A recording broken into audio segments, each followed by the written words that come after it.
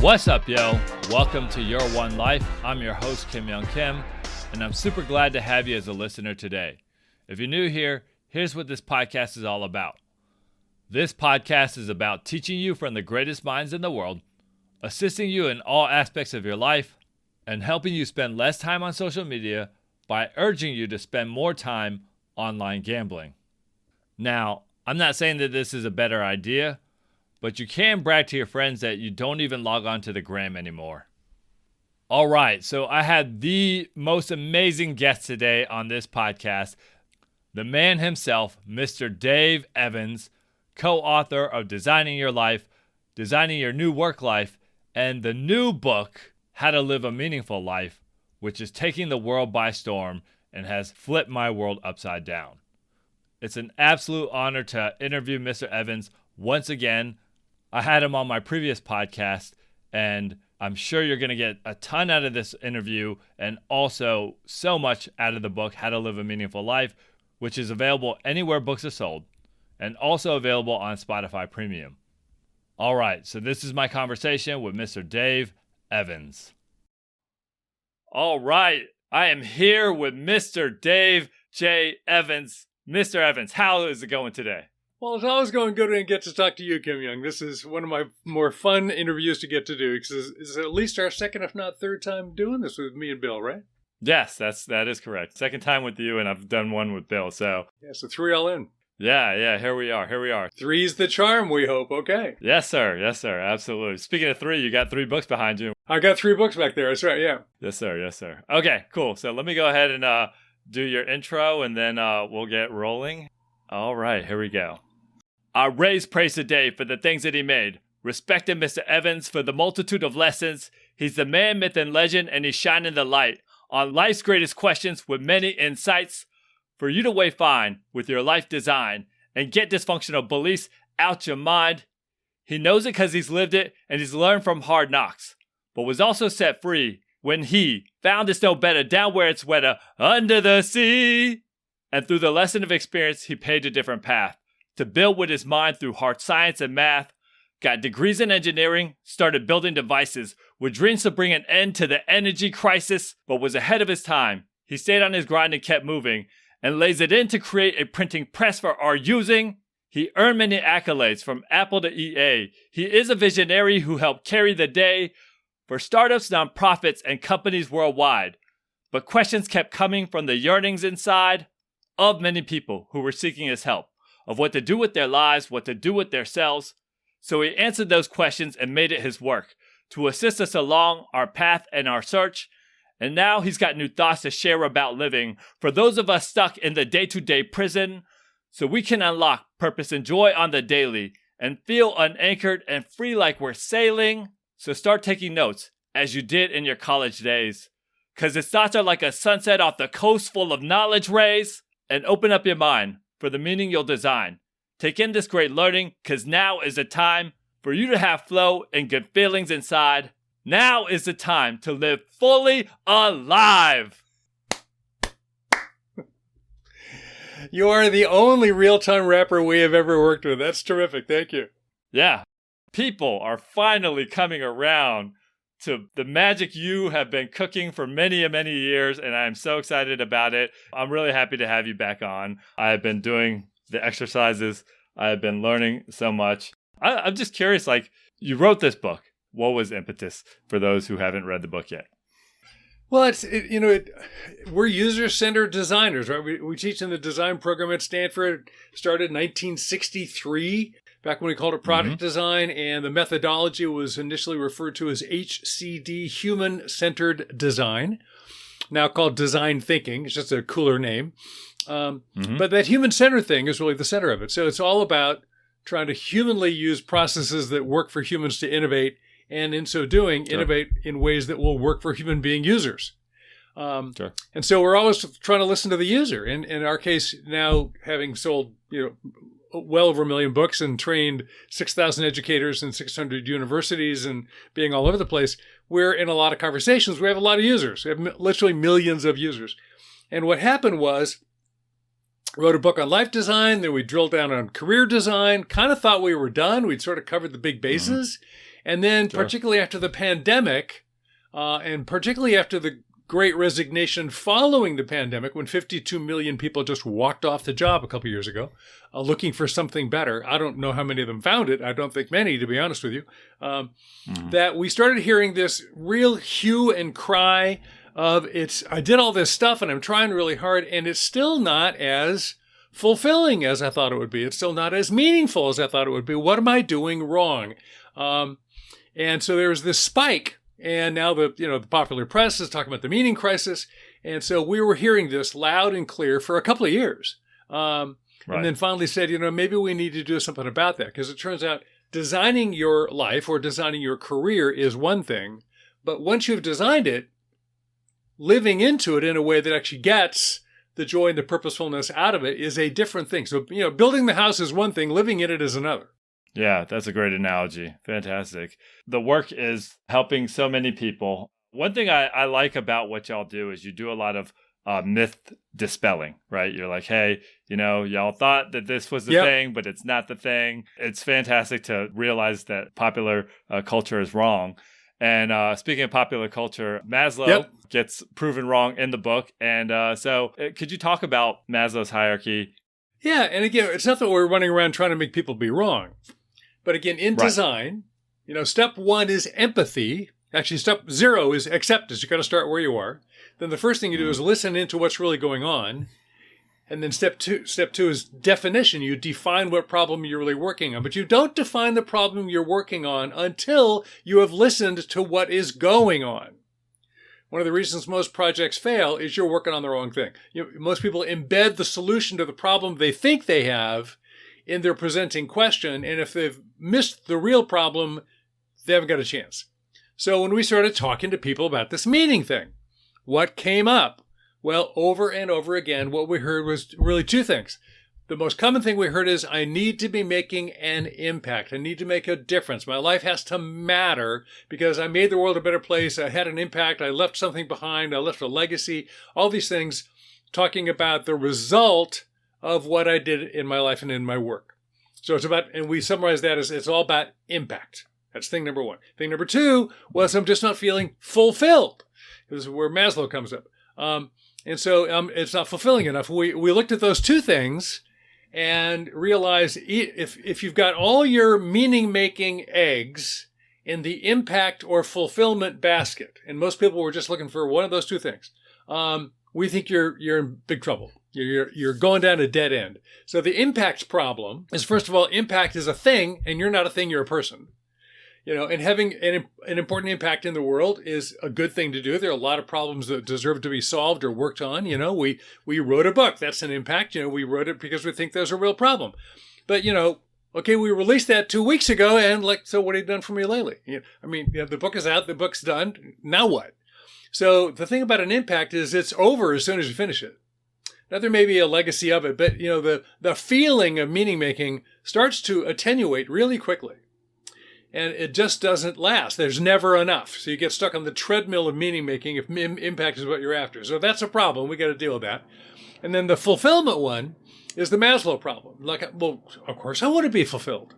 Now, why I want to be fulfilled, and what do most people think fulfillment means? Well, this is an interesting topic because we actually know.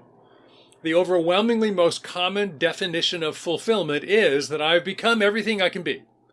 Or I've been fully manifested, we might say today. Every single part of Kim Young has been experienced and gotten a chance to get out on the street and be seen by the world. And the problem with that, and by the way, if I get that, what do I get? According to Maslow, if I do self-actualization, he calls it self-actualization. If I self-actualize by becoming everything I can be, in the originating paper that defines the hierarchy of needs called Maslow's Pyramid, from 1943, he says self-actualization is becoming all that one can be. And if you do that, then you get fulfillment. Only problem is you can't get there. Because, we've been teaching for 20 years and we're pretty convinced that it's true that everyone contains more aliveness, more life, more possibility, more potential than one lifetime gives you even close to a chance to live out. We ask a lot of people, how many lives would you have if you could have more than one? And the average answer is 8. But you only get one. Yeah. So if most people Right. have 8 lives worth of aliveness in them and 1 lifetime to live it, then, about 14% of you is going to happen and the rest is never going to occur. So there is no such thing as becoming all you can be, because all you can be is bigger than your lifetime. So a whole lot of people are chasing a version of fulfillment that is impossible to attain, which means they have decided by policy they have to be unhappy and depressed for the rest of their lives, which we think is a terrible idea. So the reframe on impact is look other places. We'll talk about that, I'm sure. And the reframe on fulfillment is you can't be fulfilled, but you can be fully alive. You can be fully alive in the moment that you're in. I think you do a really good job of that. I've never seen you anything other than so energized, it almost gives me a headache. Because you are trying to be really present. I mean, you're out there reading your book at the Atlanta coffee shop, trolling for people. You're on it all the time. You're a very alive person. You're not mailing it in. Yeah, and sure. that's as good as it gets. Yeah, that's fantastic. I appreciate that thorough explanation. Let me see if I can do something with that. I am here and I am telling you, impact is something you will chase. So you will understand you're on a treadmill and that's not the way to go. You need to see the thing called self-actualization and realize that you cannot be all you really want to be, because there is 8 of you, but only 1 of you, and you are coming through and you got to be alive. So understand that Dave is going to show you how, and that's what we're going to do right now. If that's not a demonstration of fully alive, I don't know what is. Okay, what's up next? All right. You talked about how we have to be fully alive. We have to be living in the moment. Right. And there's this term that I've never heard before called the Scandal of Particularity. Yep. I was wondering if you could explain that and then talk about the importance of using it in a meaningful life. As it turns out, so the impact problem, redefining fulfillment around becoming fully alive. And by the way, Maslow knew that fulfillment didn't work. He long suspected that his pyramid was too short. There was something missing. And in his 70s, shortly before he died, he modified it. He added one more layer, the 6th layer, which is self-transcendency, the result of which, the attainment of which, is meaning-making. He never published that. He never got it published. Other people did after his life, but most people still misunderstand Maslow to think the top of the human experience is fulfillment, not self-transcendency. And self-transcendency, actually, even he got that wrong, because he got that as a hierarchical idea that it's only available at the very top. Actually, self-transcendency is available all the way along. Anybody can be self-transcendent. It just means having an experience where you're realizing you're experiencing something that's bigger than you. It's not about you. Fulfillment is all about you. Am I happening is the big question of fulfillment, whereas self-transcendency is something even more than me happening. Which it turns out the best way to feel great about yourself is to be having an experience that's bigger than you. So that's what's going on in fulfillment, and where the Scandal of Particularity comes up. So that's a philosophical term, really originally a theological term, that it turns out you can never experience the ultimate of anything, any good thing. Beauty, truth, justice, union, community. We never experience the fullness of it. When you see an amazingly gorgeous sunset that just knocks your eyes out, when it's over, you don't kind of go, well, okay, never have to see another one of those. That was fine. We're done. They kind of go, oh, do it again. More, I want more. There's never enough, right? That thing there's never enough of. So the ultimate is never actually attained. And so you have a choice to have 2 responses to that. Because the particular thing, which is a partial expression of, in this case, natural beauty, it lasts for a certain period of time. I live near the ocean, so I watch the sunset all the time. Once the sun gets low, in about 3 minutes, it's gone. So it's a very specific, particular example of, yellow clouds are not and birds are not or whatever, that's a particular thing. So it's not the whole thing. It's not the perfect thing. However, when you realize perfection never actually occurs, only particularities occur, your choices are to go, well, it's just never going to be enough. Or, oh, that's the way the universe is organized. That is as good as it gets. So fully enjoy the availability of what is in front of you, including the fact that it's a partial temporary result. Its incompleteness is not a problem or a weakness. It's just an attribute of it. It's hiding the fact that there's something wonderful behind it that draws you ever more forward. And you celebrate the scandal of particularity by enjoying the living daylights out of what you're actually experiencing. I mean, right now, I'm having a really good time talking to you, and you're really well prepared. This is our third time on the show. You're a huge fan. Okay, but is he the perfect interviewer? Could that last riff been a little better? Sure, it could. The ultimate fan. The ultimate fan. Tattoo across my chest. Actually, and it's a choice. It's totally a choice whether or not you want to lean into the scandal of particularity. So we say the reframe. The book is organized in 3 big chunks. There's the front end, which is all the reframe. It says a lot of the way people are thinking about meaning really gets them stuck kind of permanently. So there's these big ideas about impact isn't the end game, fulfillment's not the end game, particularity is a good thing, not a bad thing. So once you change your mind about those things, that's the reframing. Then we get into the mindsets, then we get into the 4 areas of actual design tools. But boy, those reframes are really important, because if you're committed to I have to be fulfilled, or you're committed to there's got to be enough impact to justify my life, the technical term is you're screwed. You're never going to get there. You haven't got a chance. Right. And people are getting really depressed, and they need a better idea. So celebrate the scandal of particularity. And by the way, Is it enough? No, it's not enough. I'm going to come back tomorrow. We'll try it again. Yeah, there's a sunset every day, definitely. and it's free every day. Yeah, it's wonderful. So are you saying to never walk out on a movie?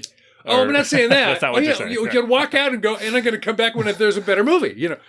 Sure. There can't be a particularity that's so bad. You don't want to eat the meal. You don't want to finish the movie. I'm not saying that. There is such a thing as a failure. That's fine. Sure. But doesn't mean we're not trying to make lemonade out of lemons. We're not trying to make a bad thing into a good thing. We're accepting the constraints of reality. Yeah, I like how you talk about, radical acceptance, which is, the constraints of reality. Do you mind just talking real briefly about the 5 mindsets of meaning making? Because I feel like that's a good foundation to start. What are the big differences between this third book and our first 2 books? So the first book, life design. The second book, really career design. And these are design projects. I'm going to redesign my life. I'm going to redesign my career. I've got a bunch of tools to do that. You don't do that every day. You don't change your job every day. You don't change your life direction every day. And there are often people who will spend a couple of months working on these things. And we helped a lot of people, and that's great. We think those are important questions. This one, how do I design more meaning in my life? And again, it's really important. The question we're helping people with is not to answer the ultimate question. One of those other ultimates is, what is the meaning of my life? The thing you want to say in your deathbed that makes it all come together and make sense. We're not solving that problem. It's too hard. It's not a good design problem. A good design problem is, can I have more meaning in my life? And if so, how do I design it? So how do I design more meaningful experiences right now, today, in the life I'm already in? That's the one I really want to do. And so once you get the big ideas right, then what's my mindset? What's my posture that allows me to have that experience? So we had 5 mindsets in the first book. We have 5 mindsets in the second book, which are all kind of a step up from the first book. And the first one is wonder, and then radical acceptance, availability, fully engaged and calmly detached, and finally create your world. So these 5 different mindsets, and we can talk about each one of them. But the power mindset is a twofer. If you put 2 of those things together, radical acceptance and availability, frankly, if you just did that, if you took this 210-page book and you just did that one thing, started practicing radical acceptance and availability, it's going to have an incredible transformative effect on you. And radical acceptance simply means I start with the way things are. We talk about acceptance for years. We always call it step 0. You can't begin on anything until you accept what's already true. What? I really should have worn a different shirt. Well, you didn't. Okay. Because anytime you're in should, you're in your head, you're not in reality. So I have to be in reality. And a lot of people, okay, I accept it. Whatever. That's kind of this sadly neutral thing. Pretty passive. Radical acceptance says, look, I'm going to learn how to not only accept reality, I'm going to get there as close to instantly as I possibly can. I've been on the road a lot. 3 weeks ago in Boston, 2 weeks ago in Austin, Texas, last week in New York. Tomorrow I'm flying down to L.A. I was in Seattle before that. So I'm in airports a lot lately. And so you're sitting in the waiting lounge and then you go, I'm sorry to tell you, but, the propeller just fell off the airplane and we're going to be an hour late. And what I want to be able to do is go, oh, okay. Boom. Just completely recalibrate reality. Okay, it's an hour later. I guess I'll do this now. So, oh man, can't you fix the damn plane? And what's wrong with you guys? All that complaining, all that resistance, complete waste of time. Doesn't help at all. It's very hard to do this radical acceptance. But if I can do it, then what that does is it frees me to gain access to what really is available. And then my availability says, oh, and now what's here for me? As opposed to like, okay, well, I guess we're an hour late. I don't know what I'll do now. Well, like, I'm an hour late. Hey, I wonder what they got at the books. I can go get a new book. I'll go to the bookstore and buy a new book, see what I want to read. I'm going to suddenly redeploy by being available to what my acceptance invites me to see that all the other people who are complaining aren't seeing. What you talk about in your original book, Start Where You Are, and then, totally. just do the thing right in front of you. I mean, it's long been understood that most people are as happy as is the size of the gap between two things, the way things are and the way I had in mind. And so, for a lot of people, like, oh, not what I expected, not what I was looking for, not what I had in mind. So we're assessing what I had in mind all the time. So I'm really projecting this fantasy called my idea into this place called reality, called the world, and doing a comparison and a complaint all the time. So if I'm a radical acceptor, my chance of being happy skyrockets because the gap between the way things are and what I had in mind is zero. There is no gap. Things are the way they are, and that's exactly the way my mind is receiving them. Now, it doesn't mean I just lay down passively and let the world run over me. I don't mean that at all. But what it means is I'm not wasting energy finding things for being simply what they are. Right. Yeah, absolutely. Good deal. All right, let me do something with that. Here to tell a lesson. I'll talk about radical acceptance. I'll talk about a whole bunch of things that are up in your face. I'm talking about reality because you can't go at it casually. You got to understand the thing that you have right in front of you is right now. And that's what I'm saying. When I put the mic down, I'm talking about things that you got to bring like your whole self to the situation. And that's what I'm saying. It's really quite amazing when you put those two together, and then you could understand you can't change the weather, but you can change your life. And that's what I'm saying when I'm here up on the mic talking about things that I got to bring a whole bunch of meaning making. And that's what we create and spitting out the top. And that's how I go.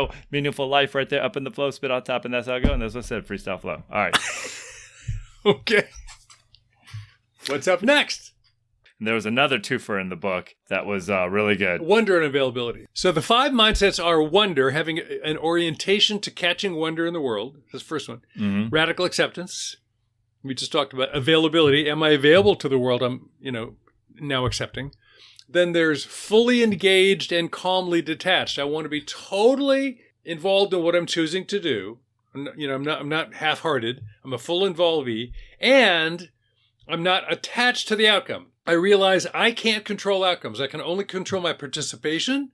We can have a really good conversation on this. We can't decide how many listeners are going to tune in. We can't decide how they're going to react. We can't decide if they're going to buy the book or tell a friend to buy the book. We can't control any of that. We'd like those things to happen, and we hope they happen, but we don't control them. So you only take responsibility for what's in your control, and then you let go of the rest. You aim as best you can. So that's fully engaged and calmly detached. So don't get all wound up about outcomes I can't control. And then the last one is create your world. We do know, psychologically, our experience of life is largely a story that we tell ourselves. So pick your story really carefully. So what's the internal narrative of your own story about your own life at this point in time? So if you have the mindset of a person who's constantly creating their own story, fully engaged, calm and detached, available to other people, radically accepting things, and available to wonder, you do those 5 things, like, you're a pretty cool dude. That's really going to work for you. Those are what the 5 mindsets are. And the first one is wonder, and wonder plus availability. If I'm sort of got an eye out for the wonderful thing at any time, and I'm available to it, my chance of experiencing it goes way up. I'll give one of my favorite quotes. So Henry Miller, the writer and playwright, said, "I have a theory that the moment one gives close attention to anything, even a blade of grass, it becomes a mysterious, awesome, incredibly indescribable, magnificent world in and of itself. I have tried this experiment 1,000 times, and I have never been disappointed." So that would be Yes. the narrative of a person who has adopted the mindset of wonder really well. Like, oh my God, a Post-it note. How incredibly cool is that? You bring that up. I've been looking around my house. I've looked at this shower curtain that's in front of my Yep. toilet 1,000 Yep. times, and I'm just like, how did they make a shower curtain? Like, how is that fabricated, and the other side of it is clear, and how is plastic clear, and how did they get it from oil to plastic, and the rings are clear, and I'm like, everything in my house is just a mystery to me now, because I don't understand, because I don't have a background like you do. I don't understand how things are made, and I'm just like, oh, we're talking through the internet somehow, and you're in California and I'm here, and this is somehow working. It's crazy how differently I look at the world now. Yeah, and we certainly can marvel at the technological things that are beyond our understanding. Sure. But even just the fact that your body works at all, the fact that when you cook food, it changes its taste, it changes its material structure. I mean, there's amazing stuff happening all the time. Now, I'm not saying you want to get completely distracted by that at all moments, but this all goes back to the other big concept in the book, conceptually, before we get to the tools, is that we live in two different worlds at the same time.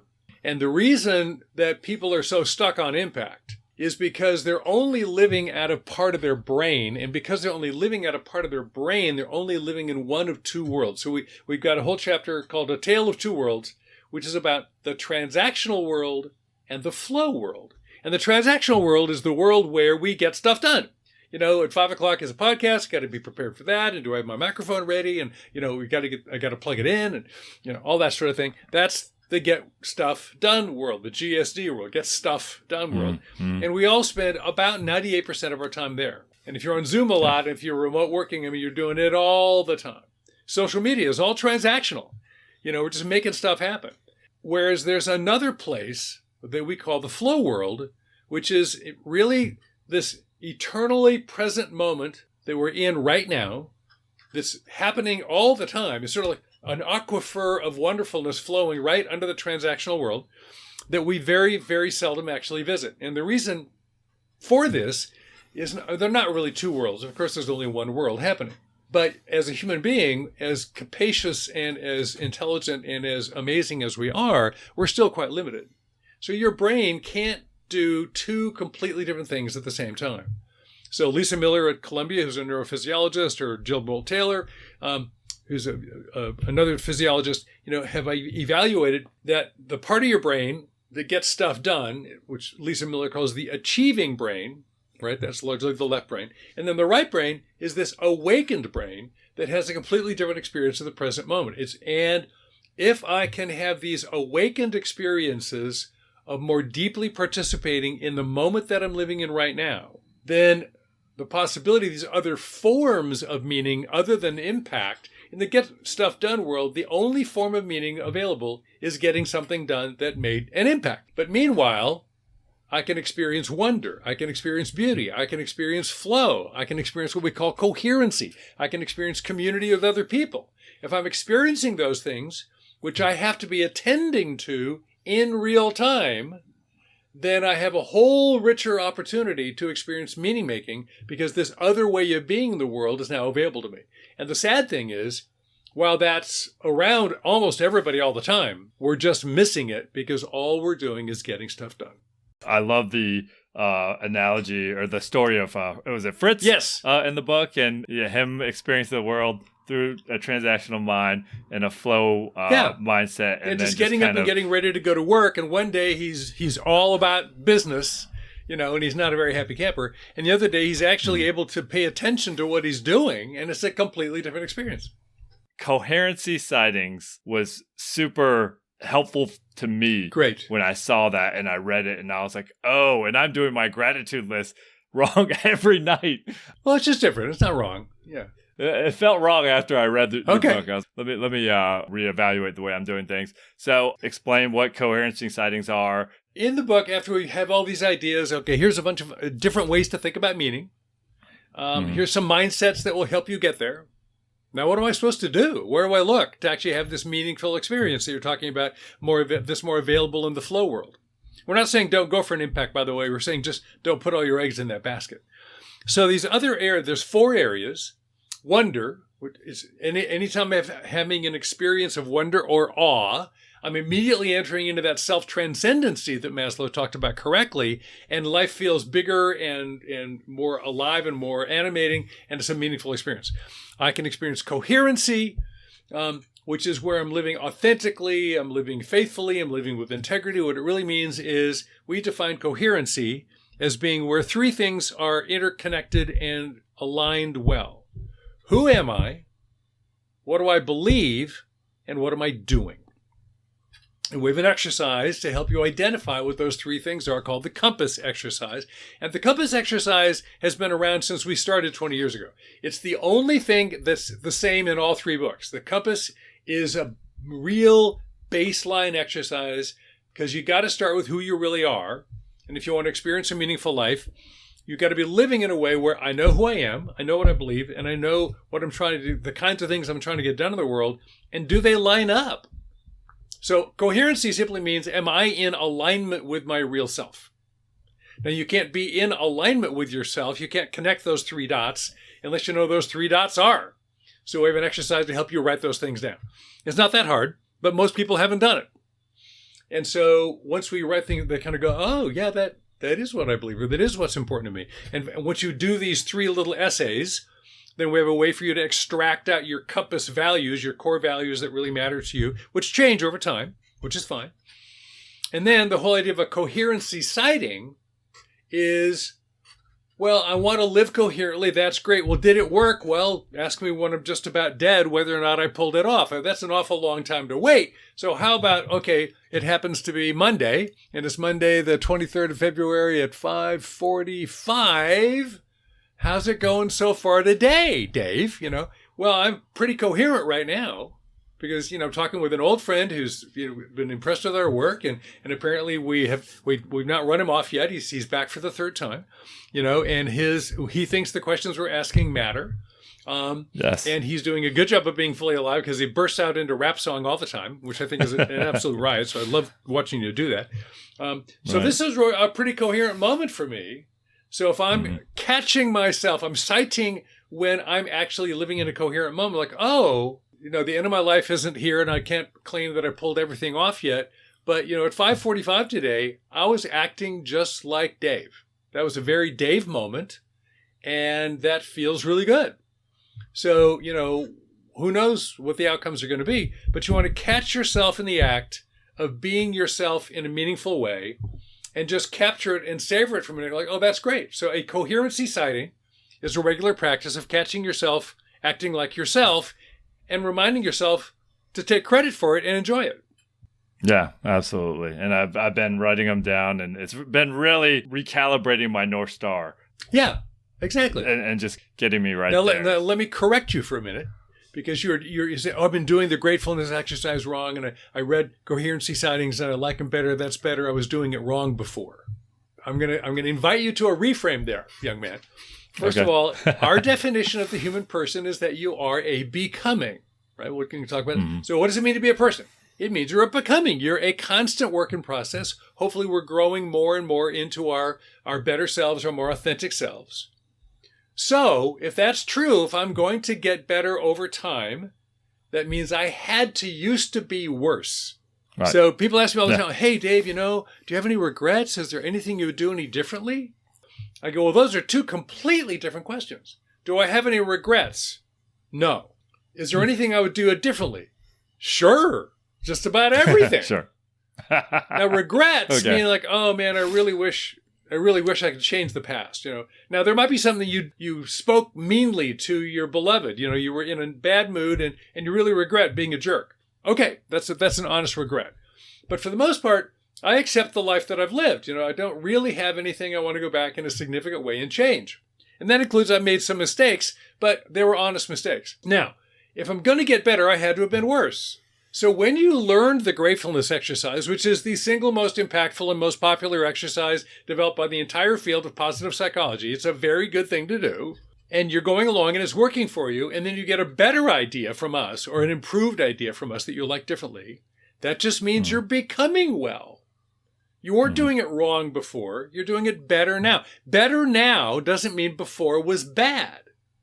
You're judging your prior self from the perspective of your present self. And that's unkind and unfair. Right. Okay? No, I needed to hear that. Many people need to hear that, actually. A lot of people are waiting. This old phrase, well, it seemed like a good idea at the time. And I've probably had that conversation 1,000 times with people, but, tell me about that. And it turns out what they're really saying is, man, I screwed up and I really hate myself for doing this and I did it again. Oh, man. And then we go back and actually looked at the time when the decision that ended up going poorly was made. Was that a good decision? And the answer is, yes, it was. Yeah. But you don't control the future. Right. By the way, in decision... you don't know what you don't know. You don't know what you don't know. And in decision science, this is the reason you're fully engaged but calmly detached. There's a reason to be, because what is the correlation, scientifically, between the quality of a decision and that decision's causal impact on the desired outcome? What's the correlation? It's not strong, is what I'm going to go with. Right. Okay. So I'm sitting here today. Like, was it a good decision to come on Kim Young's podcast today? Well, it all depends on how many people listened and whether or not they liked it. That's it. For sure. And how forceful, how directly controlling is the wisdom of my choosing to accept your invitation to talk to you today on causing the people who listen to like it? There's no effect at all. They're in charge of whether or not they like it. So I can make a really, really good decision. It has nothing to do with the outcome. Right. Absolutely. Now, if I run, an experiment, an A/B experiment about making the same decision 50 times, and there's the really thoughtful people who do their homework and do it carefully, working in this soundproof booth, and the people over here just making it up as they go along in this soundproof booth, the people making it up are going to make more mistakes. Their outcomes are going to come out more poorly more often. But in neither case does the quality of your decision control the future. Right. So Absolutely. What you realize, part of the scandal of particularity is the particularity of your own lived life, the particularity of your own limited capacity to control things and agency. And then once you accept those things, your invitation to being disappointed goes way down. So that's a good thought. Good deal. All right. Let me do something with that. You've made mistakes, but you did the very best you could. You had an understanding that you don't have right now, and you can only live by just learning, and you got to live your life and understand the choices do not determine the outcome. All right. Okay. So the beginning of the chapter on formative communities, I read that first page and I was like, oh, this right here. I'm trying to remember what the first page of that chapter says. Okay. Oh my gosh, that first page it hit me right in the chest. Okay. And I was like, I want to spend the whole interview talking about formative communities. Can you explain what formative communities are and what they're for? Yeah. So, we now know very well that community and relationships with other people is a huge part of quality of life. It's a huge part of longevity and health. People living in the blue zones live a lot longer. I mean, the former, Surgeon General says that loneliness is the biggest pandemic we have in the country, that being lonely is worse for you than smoking 2 packs of cigarettes a day. I mean, holy cow, we are relational people. In fact, Bill and I just spent a whole morning with Bob Waldinger at Harvard, an MD psychiatrist and the last project manager of the Harvard adult study on human behavior, the longest running adult study in the history of mankind of psychology. Lovely man. Right. Is this a Zen Buddhist? The Zen Buddhist guy. Yep. Yeah. We spent an hour talking with him about these kinds of things. And everybody agrees that, that study, his prior project manager, George Valiant, had a famous interview where he said, happiness, it's love, full stop. Okay, so this has been around we've known this for a long time. So what are Dave and Bill trying to add to the well-established understanding that relationships matter by talking about formative community? There are 3 ways people get together. There's a social community where I get together to have a good time. That's great. There's a collaborative community where I get together to get something done. Working in my military unit, I'm working in my company, I'm working in my family, to cook dinner, whatever it is, we're getting something done. And that's most of what we do. We're either social or collaborative almost all the time. And when you're doing those things, you're in a community of gathering around common content. We're all cooking spaghetti together here tonight. We're all building shoes. We're all, demonstrating against the government. Whatever it is we're doing, we're all on the same page about the thing we're all worried about AI or we're thrilled about AI, whatever it is. You pick it. Right. That's a content-driven commonality, whether it's collaborative or social. We all like the same kind of movie. Right? 12 people. 12 friends of mine just got together in somebody's house and watched the Hamnet movie because they're all, serious drama fanatic people. They all like the same kind of movie. All content common. Then there's another kind of a gathering, which is not about either of those things. It's about not enjoying one another or getting something done together. It's about becoming better together. So if I believe people are a becoming, then how do I become? And where's the place I get to be in conversation about not just what I'm getting done or what I like, but who I am growing into? And this program that I teach in at Stanford, this is the only thing I still do at Stanford. It's called the Distinguished Career Institute, which is a very fancy name for a gap year for grown-ups. And you can apply, and then you get to pay a bunch of money, and Stanford will let you come hang out for a year with about 30 or 40 other people, anywhere from 40 to 90 years old, mostly 55 to 75, mostly what we used to call retirement age, who are rethinking, what do I do with the last part of my life, the last half or the last third of my life? And these people get put in these small groups, and they will say, of course, the best part of the program was the community. But not only was it the best part, but it was the kind of community they had never experienced before. And I was surprised by that because they've all built corporate cultures. They all have big families. They all have tons of networks of friends. They all complain that their friends are whining because they can't see them for a year. I kind of go, you guys have got tons of people in your lives that you have carefully crafted over decades. And now you're telling me these complete strangers that Stanford threw you into a group with, that you met 6 weeks ago, have become some of the most important friends in your entire life, and with whom you have a quality and a type of relationship you have never, ever experienced before. Really? And they go, yeah. And they say that over and over again. And so most of them have done wonderful social and collaborative things, wonderful families, but they've not really been at a place where, hey, what's on your mind? Who are you becoming? How can I support you in that? So it's not a common content. Like you're into climate change and I'm into antiquing and he's over there into art. Like, so we don't share any common ground on our interest. But we have a completely common ground on our intention, which is trying to become a more authentic version of my honest self. And how can we help each other do that? So the conversation of a formative community is very simple. It's just like, how are we becoming who we're trying to grow into?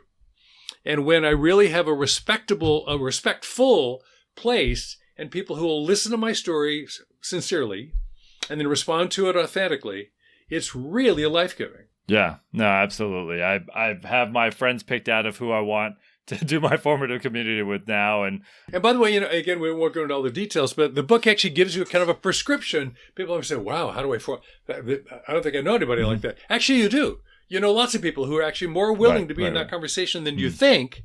And I was talking with, in fact, one of the women at this movie thing I mentioned last night, her name is Kate. And I was talking to Kate. She goes, I read the book and then I went, oh my gosh. That explains why my small group is so boring. She's got a group of 4 people that she gets together with regularly. And, frankly, they're all not getting that much out of it because they've been just hanging out with this common interest thing. She goes, I think we could become a formative group. And she's actually proposed this. And they're changing their conversation to a different orientation. And in no time, it's going really well. So not everybody's ready for a formative conversation. But the people who are, you don't even need to know that well. These DCI people, frankly, are strangers to each other. What's common is their readiness to be in the conversation, not necessarily knowing each other really well. I highly recommend everybody to buy the book just for that chapter, honestly. It's such a powerful thing. We'll go ahead and ask for your final thoughts. This whole thing of living a meaningful life and how to get started or how to make this thing work for them. Yeah, because the book has a lot in it. There's 4 big reframes and 5 mindsets and 21 exercises. I mean, holy cow! Where do I start? Yeah. What we hope people get is, first of all, this whole meaning-making thing. Don't wait for the grand solution, like, is this really what my life is for? That's going to change over time. If you are a becoming, and we all are, yes, live purposefully, but can you really solve the single driving purpose of your life once and forever? No, you're going to grow out of it. That's fine. So relax. Thing one is relax. Okay?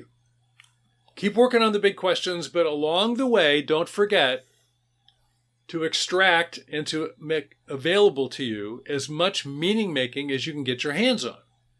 And it's a lot easier than you think. You don't have to go off and become a master meditator. You don't have to spend 6 years at the monastery. You don't have to go get a PhD.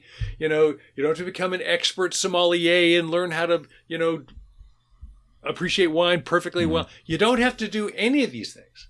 You don't have to master anything. You don't have to have the final career, have to find the perfect mate. You don't have to do any of that stuff. You can start learning how to experience more aliveness day in and day out by catching wonder when it's available to it. Catching yourself in the act of being coherent by thinking through, what is it that matters to me? And did I spend some time today on things that really matter to me? Can I be in relationship where, when I'm having a conversation, it's not just, oh, hey, what'd you do last night? Oh, I binge watched Game of Thrones all night again. What'd you do? Oh, yeah, I watched Dune twice. Okay, well, that's fine. But how about well, what did you learn recently that mattered to you, and how are you applying it? And ask that, and what are you learning? And how can I help you with that? I mean, if you're in that conversation, that's really meaningful. Yeah. So these things are right here. So the message I want to leave people with is, there's a lot more life-making, generative, meaningful, joy-inducing experience all around you if you just start looking the right place. Most of which is experiencing the moment. We call it moment making is the primary design task of a meaning maker. Find these moments and stack them up. Well, at the end, and then they're gone, right? What do I do then? You come back tomorrow, you do it again. We get to do this every day. Yeah, that's wonderful. Yep. Okay, cool. I'm gonna do a little something with that, and then we're gonna wrap up. Okay, here we go. Yo, it's your moment. You got to come through and own it. You got to understand that this life is a bonus. You can just start right now, and that's what I'm saying. Up in your mind, I'm saying things that you got to do. You got to understand how you can ask each other questions, what you're learning. Yo, I'm just earning a whole bunch of things of friendship, and that's what I do. I come through and I flip. I'm talking about things that we got to get. We got to understand each other on the cellular level and the realness that we got, and that's nonstop. I'm talking about how you could do it right freaking now. Start making meaning with this moment. Yo, I come through because this life is good, and it's in this hood, and that's what I'm saying. Yo, it's just good. Spitting out the top, and that's how it goes. Dave Evans right there. Done with the flow. All right. Thanks, man. Yeah, absolutely. Before we leave, tell the people how they can connect with you. Yeah, so we have, we've started a bunch of new stuff. I mean, the home website is still, about designing. So Designing Your Life. So Designing Your Life, the original book, just with the dot between your and life. So Designing Your .life, that's the home website. If you go there, it's going to very quickly show you the new book and the new newsletter. So we have a brand new newsletter called Fully Alive by Design. And you can sign up for that newsletter. It comes now once a week. And every one of those newsletters has a think, learn, and a do. So we're going to think about something. We're going to learn something. We're going to give you something you can do. All in pretty short order. So once a week, if you're just like, man, where do I start? Just sign up for the newsletter and start doing some of the do stuff and see if it works for you. Right? It's not that hard. And we got a social media channel. We got Instagrams. We got videos. We got all kinds of stuff. The book, How to Live a Meaningful Life, is available anywhere books are sold. Certainly patronize your local bookstore if you can. Those people are hanging on for dear life. And, of course, Amazon has lots of copies you can make available as well. Available, audiobook version. Bill and I read the book on the audiobook. It's in Kindle. It's in hardback. We're trying to get it to you any way we can. All right, sir. Well, thank you for your time. I appreciate having you on. And thank you for the amazing things that you're doing in this world with your current book, previous books, all the above. Well, and thanks for all your support and for your continued energy. Bless you and what you're doing. Thank you. You too, sir. All right, so that's the interview. I hope you enjoyed it, and I hope you learned a lot from it. If you're new here, don't forget to hit the follow button so you don't miss future episodes. And if you found this episode helpful, please think about someone you can send it to that will also benefit from listening to it. And of course, you can share it through any social media platforms that you use, and also online gambling platforms. I'm just kidding. Don't do that. Please don't do that. All right, so that is that. I want to give a shout out to my dude Siraj, who made the instrumental for this podcast, and also shout out to Ted Craig, who edited this episode. And of course, shout out to Dave Evans and his co-author Bill Burnett for the amazing book, How to Live a Meaningful Life. Make sure that you check it out however you can.